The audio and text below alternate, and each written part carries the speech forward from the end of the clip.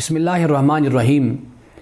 ہمارے ہاں یہ رواج ہے کہ عورت اپنے نام کے ساتھ شادی سے پہلے اپنے والد کا نام اور شادی کے بعد اپنے خامند کا نام اپنے نام کے ساتھ لگاتی ہے۔ عرب کے معاشرے میں شادی سے پہلے شادی کے بعد عورت اپنے والد ہی کے نام کو اپنے نام کے ساتھ استعمال کرتی ہے۔ اس حوالے سے سوال یہ کیا جاتا ہے کہ اسلام اس بارے میں کیا کہتا ہے؟ اس کا سادہ اور سمپل جواب یہ ہے کہ اس کا تعلق جائز اور ناجائز سے نہیں ہے، بلکہ آپ کے رواج اور آپ کی رسم سے ہے۔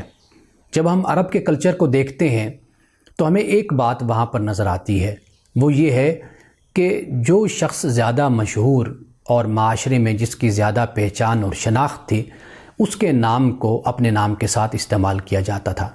اس لیے بے شمار ایسے بیٹوں کے نام بھی آتے ہیں کہ جنہوں نے اپنی والدہ کے نام کو اپنے نام کے ساتھ استعمال کیا، یعنی لوگوں نے انہیں ان کی ماں کے نام سے پہچانا۔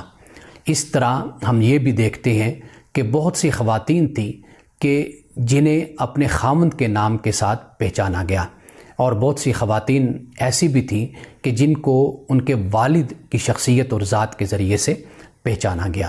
تو لہٰذا یہ مسئلہ جائز اور ناجائز کا نہیں ہے، بلکہ اس کا تعلق آپ کے رواج اور آپ کی رسم کے ساتھ ہے، اور اس بات کے ساتھ ہے کہ کس کو معاشرے میں زیادہ شناخت حاصل ہے، کس کو زیادہ تعارف حاصل ہے۔